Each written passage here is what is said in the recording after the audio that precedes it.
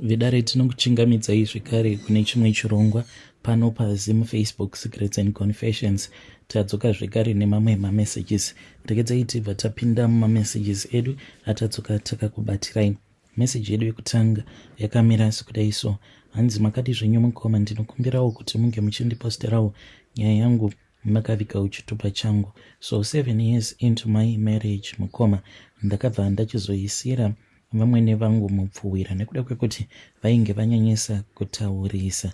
Izvi mukoma zvakaitika last year nekuti vamwene vangu vainge vangoti kana vakauya kumba vobva vatanga kukomplaina ivo vachiti ko muchazondipawo muzukuru rinhiko. Apa inini pandakaroorwa nemurume wangu ndainge ndichitozviziva kuti kumashure uko ndainge ndiine mamwe mascandals angu akati wandei andainge ndakaita andaitoziva uye zvekare ataiwanzokugara tichitaura nezvawo nefriend yangu kuti isusu kuti tichazokwanisa kuti tinge tichiita vanawo here, because takatanga kuita musikanzwa kubva apo patainge tichiri grade 6. ndo pandakatanga kudanana naheadmaster vepachikoro apo patainge tichidzidza.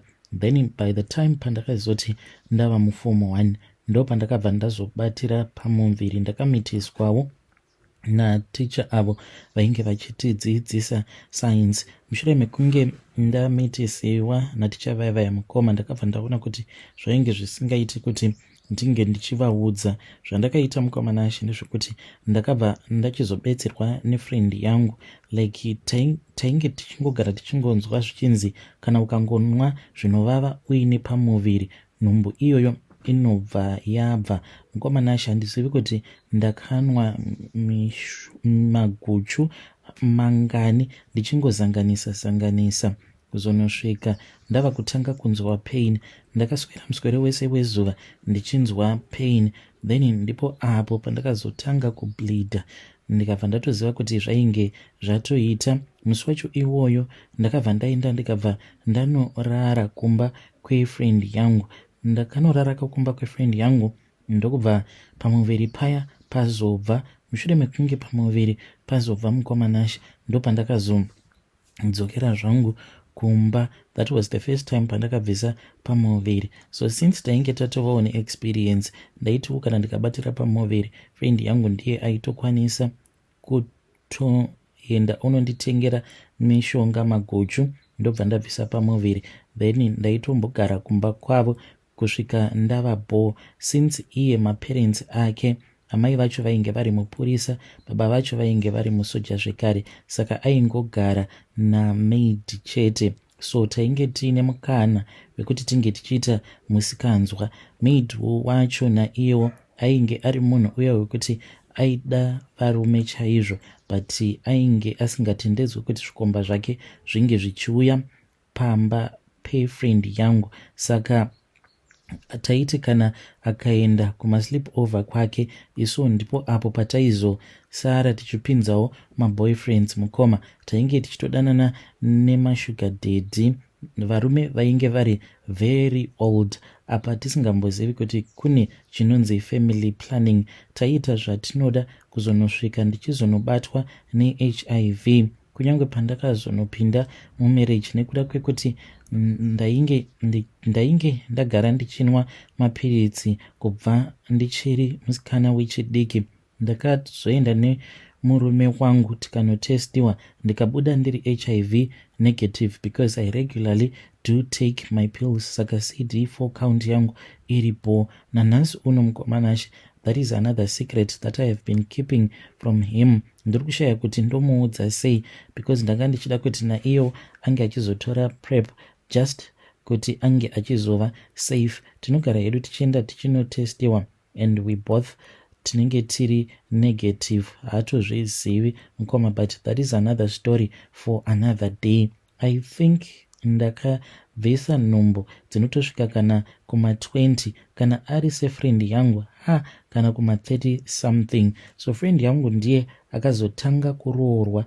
Akaroorwa mukoma kekutanga ndokubva achizodzingwa nemurume kuya then ndokubva aroorwa zvekare akabvako asina mwana. Paakazonopinda muthird marriage yake, neniwo ndainge ndava kudanana nemurume uyo akazondiroora. Tainge tava kungogara tichingotaura nezvanyaya iyi because iye aiti like aitobatira pamuviri, but then kana pamuviri paya pava kunopinda kana mu2 months obva atotanga kutobleeda, because ndipo paaiwanzokubvisa nhumbu dziya patainge tichiri kuchikoro tichiita zvema-abortion overdose chaiyo. Iniwo ndakangoti zvimwe kuda Mwari vachandinzwirawo tsitsi because amai vangu vanonamata, ende kubva zvandainge ndakavaudza kuti ndaiva nemurume ainge achida kundiroora, vakabva vanditi mwanangu ngatitsanyei kuitira kuti mweya yemadzinza isazokuteverera. So takabva tatsanya mukoma, neniwo ndichitonamata ndichiti Mwari ndiregererei nekuda kweropa rose iro randakadeura pandainge ndichiri musikana wechidiki. Ndakabva ndazoroorwa ndokubva ndachata mukoma. This was almost 7 years ago. Mushure mekunge ndaroorwa ndokubva ndatanga kugara nemurume wangu, ndikatoti kumwe zvimwe kuda zvichaita mukoma. Ndakabva ndakotanga kungobatirawo pamuviri nhumbu dziya dzichingobva sezvinongoitawo friend yangu, but kana ari sefriend yangu akangoona zvadaro iye manje haagari, manje anobva atongopeka tumabags twake obva atotiza murume, obva aenda, obva atanga futi kunogara neumwe murume. So mukomanashe, ini murume wangu ndinomuda, ndakaramba ndigere naye kuzonosvika tichinopinda mu2nd year. Hama dzake ndipo apo patakazotanga kutaura vachimuudza iye kuti inini handizvare. Vamwene vangu was the one who was leading the whole situation, vachida kuti ndige ndichirambana nemwana wavo, but murume wangu nekuda kwekuti ainge achindida neniwo ndinomuda, he then stood by me achingoti zvichaita tichangozongomirirawo nguva yaMwari. Takati 3 ndokubva tati 4 tikanoti 5.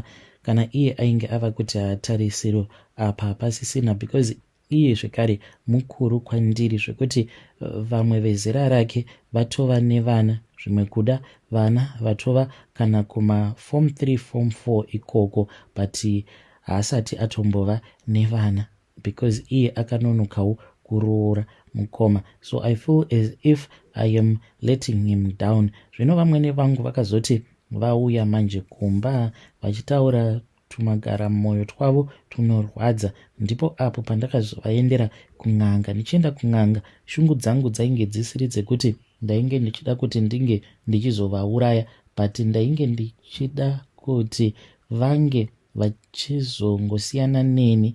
But mukomanashe, n'anga iye haina kundibudira pachena kuti possibility yekuti vange vachizofa yainge iripo. So ndakabva ndazonzi ndaifanira kuti ndinge ndichishevha neshaving stick pandinenge ndiri kuma periods, then bvudzi iroro ndobva ndazorichengeta ndorizanganisa nemasanitary pads angu, then ndobva ndazoenda nazvo kuna sekuru vaivai. Ndakaenda nazvo zvinhu zvaizvo mukoma, ndokubva ndazonozvitora mukoma. Then ndakangoona vakazanganisa bvudzi riya nemimwe mishonga, but vakazviita powder. Ndizivi kuti bvudzi rangu rekusika rudzi vakaita rekukuya sei, but rainge rava kusatomboita kunge bvudzi. Vakabva vazonditi kana vamwene vangu vakaramba vachinetsa, ndaifanira kuti ndinge ndichizovabikira ndobva ndazovaisira mishonga iyoyo. So vamwene pavakauya mukomanashe panguva yacho iyoyo vainge vachingosarudza tuchikafu, ndokubva vaudza mwana wavo kuti vainge vachida keki. So murume wangu akabva azoenda akabva azonovatengera cake, then ndakazoti paya pandainge ndava kuvapa keke riya ndokubva ndazotora mishonga iya yainge yakazanganiswa nebvudzi rangu rekusika rudzi, ndikabva ndazongomwaya mishonga iya ndokubva ndazovapa, vakabva vazodya. Mangwana acho ndo pavakabva vazomukira makuseni vachidzokera kumusha. Vakangoti vachingonosvika kumusha ndokubva vatanga kurwara, vakabva vazobatwa kensa yechiropa, vakanzi vainge vaine liver cancer mukoma. Havana kana kuzomborarama kwenguva yakareba, vakabva vazotoshayika. Ndiyowo confession yangu mukoma. It was never my intention kuti ndinge ndichiuraya vamwene vangu. I had good and simple intentions, but nekudawo kwekuti ivo vainge vava kunyanyisa kutaura vachiti makore acho awanda, 7 years no mwana, saka what kind of a marriage is that? Zvinova zviri zvinhu zvekuti zvakabva zvazondirwadza mukoma, because I do not want to let my husband go. I love him with all of my heart. Kana mukaposta nyaya yangu ndiziviseiwo, ndichange ndichizotevererawo ndiri mucomment section.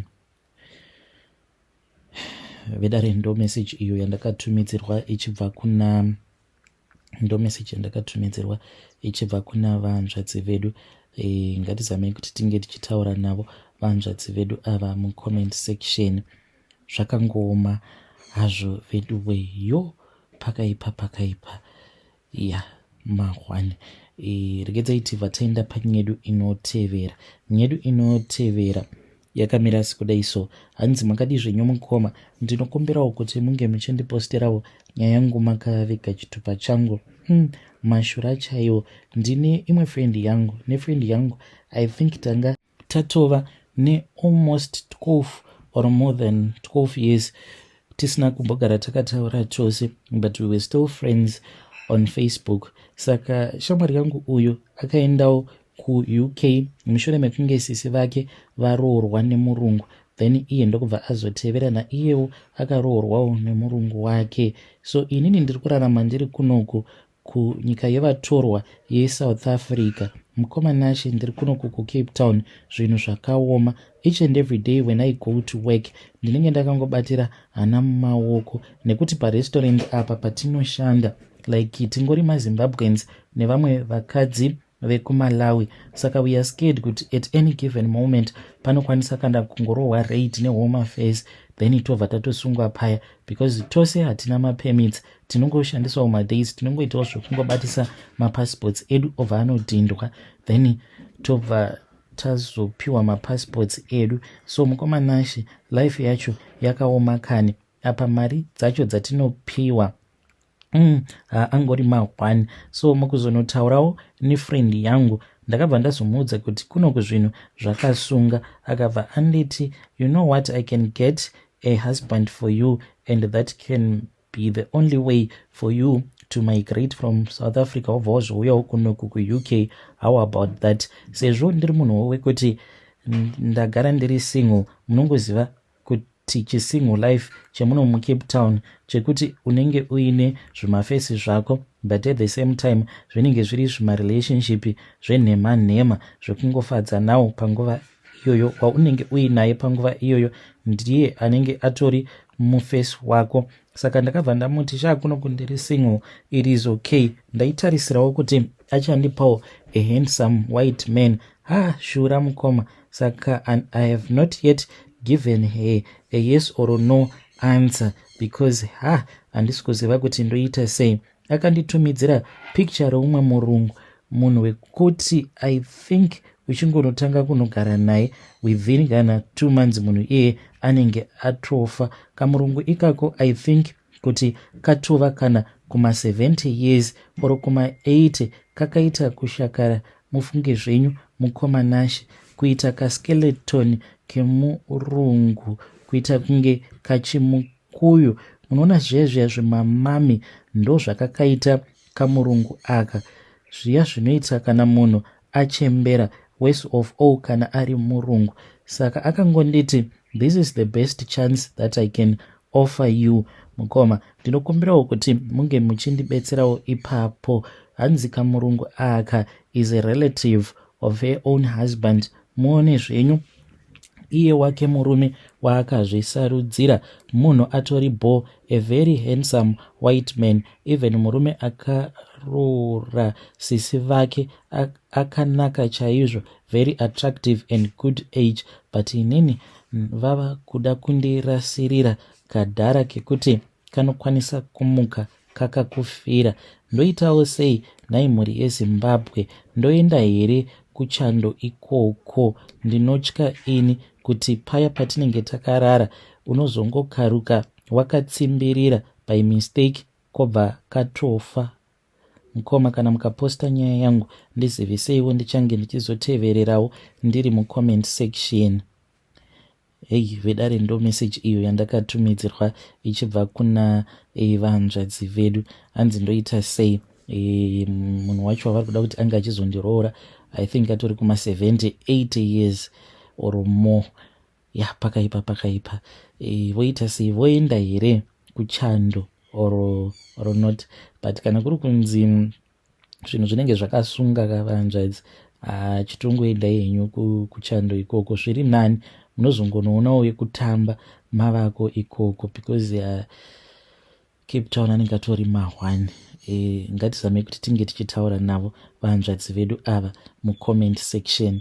Regedzai tibva taenda panyedu inotevera. Nyedu inotevera yakamira sekudai so. Hanzi makadi zvenyu mukoma, ndinokumbirawo kuti munge muchindiposterawo nyaya yangu makavigawo chitupa changu. Ininiwo ndinoitawo zvekutengesa muviri wangu, saka ndine mushonga uyo wandinoti pose apo kana ndava kuda kutanga kushandisa mamwe mafuta ekuzora like kana Nivea Q10 yangu kana yava kunopera, ndinotofanira kutoti ndinge ndichienda kumakuva. Ndinoenda kumakuva mukoma, then ndobva ndazonotora ivhu rekumakuva ndobva ndazoisa muNivea Q10 iyaya, ndobva ndazozora mukoma. Izvi ndo zvinoita kuti ndinge ndichizowana macustomers akawanda, but kurara chaiko, kurara handirari, because ndiri munhu wekuti ndinotoona zvipoko anoita sekunge mafanizi mukoma.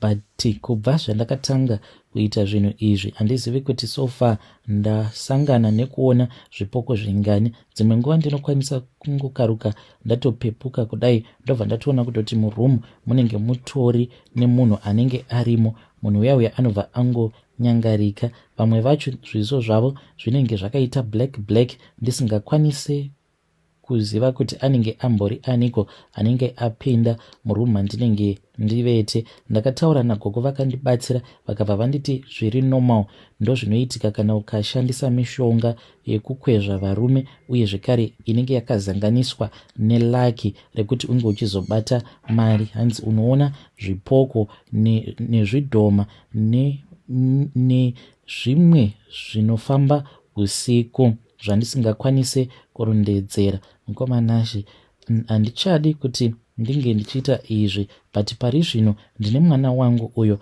atori kuuniversity, saka I was telling myself kuti when my daughter finishes her university studies, zvinhu izvi ndobva ndazonozvirasa zvimwe zvacho zvandinoshandisa ndichizanganisa nevhu racho rekumakuva. Vedare ndo message iyo yandakatumidzirwa ichibva kuna vanzvadzi vedu.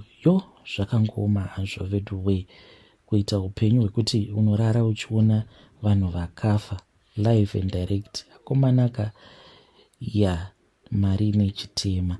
Ngatizame kuti tinge tichitaura navo mucomment section.